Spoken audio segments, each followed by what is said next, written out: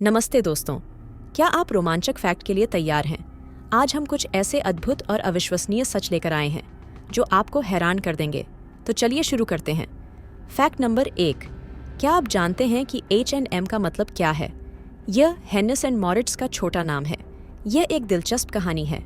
H&M की शुरुआत 1947 में स्वीडन में हेनिस नामक एक महिलाओं के कपड़ों की दुकान के रूप में हुई थी। उस समय इसे हेनिस कहा जाता था और यह केवल महिलाओं के कपड़े बेचता था। 1968 में H&M ने शिकार और मछली पकड़ने के उपकरण ब्रांड मॉरिट्स विडफॉर्स को खरीद लिया। खरीद के बाद कंपनी ने अपना नाम बदलकर हेनिस एंड मॉरिट्स कर दिया, लेकिन यह नाम थोड़ा लंबा था, इसलिए उन्होंने इसे छोटा करके H&M कर दिया। आज H&M दुनिया के सबसे लोकप्रिय कपड़ों की खुदरा विक्रेताओं में से एक है। H&M के पास 74 देशों में 4,900 से अधिक स्टोर हैं। H&M हर साल 1.5 बिलियन से अधिक कपड़े बेचता है। H&M दुनिया का दूसरा सबसे बड़ा कपड़ों का खुदरा विक्रेता है, जो ज़ारा के बाद दूसरे स्थान पर है। तो अगली बार जब आप H&M स्टोर देखें तो याद रखें कि यह नाम एक दिलचस्प कहानी के साथ एक छोटा सा नाम है। फैक्ट नंबर 2, नारंगी रंग का रहस्य। फल या रंग? नारंगी रंग का रहस्य। क्या आपको पता है कि नारंगी रंग पहले आया या नारंगी फल? हैरानी की बात है, नारंगी रंग पहले आया था। नारंगी रंग का नाम संस्कृत शब्द नारंग से लिया गया है, जिसका अर्थ है नारंगी फल।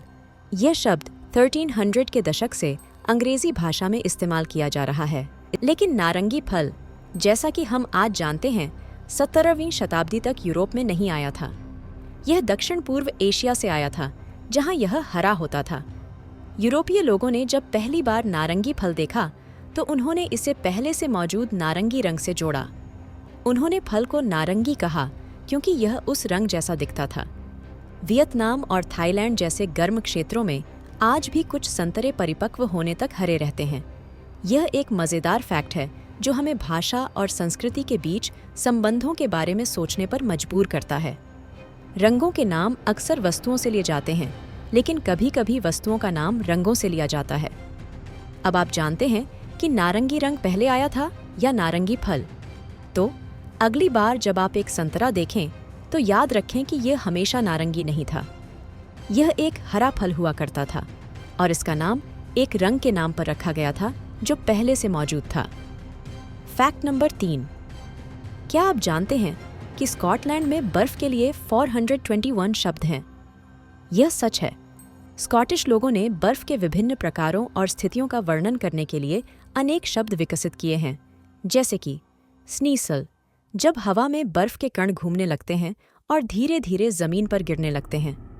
फीफल, जब हल्की बर्फबारी होती है और हवा में बर्फ के कण घूमते हैं। फ्लिंक ड्रिंकिन, जब बर्फ के कण बहुत छोटे और हल्के होते हैं और जल्दी पिघल जाते हैं। स्नोड्रिफ्ट, जब हवा बर्फ को एक स्थान पर इकट्ठा कर देती है। स्नोड्रॉप, बर्फ पिघलने के बाद जमीन पर दिखने वाले पहले फूल। आइकिकल, जब बर्फ पिघलने से पानी जम जाता है और लटकता हुआ दिखता है।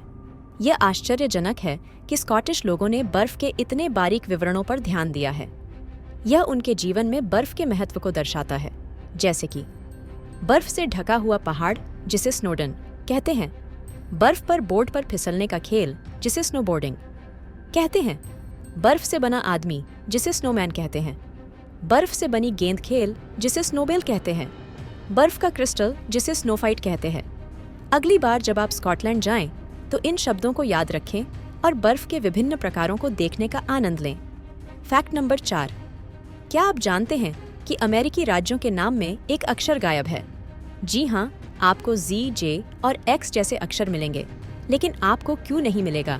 इसके पीछे कोई निश्चित कारण नहीं है। कुछ लोगों का मानना है कि यह इसलिए है क्योंकि Q एक मुकाबले में नया अक्षर है, जो 16वीं शताब्दी तक अंग्रेजी भाषा में नहीं आया था। अन्य लोगों का मानना है कि यह इसलिए है क्योंकि Q का उच्चारण करना मुश्किल है और यह नामों को याद रखना मुश्किल बना देगा।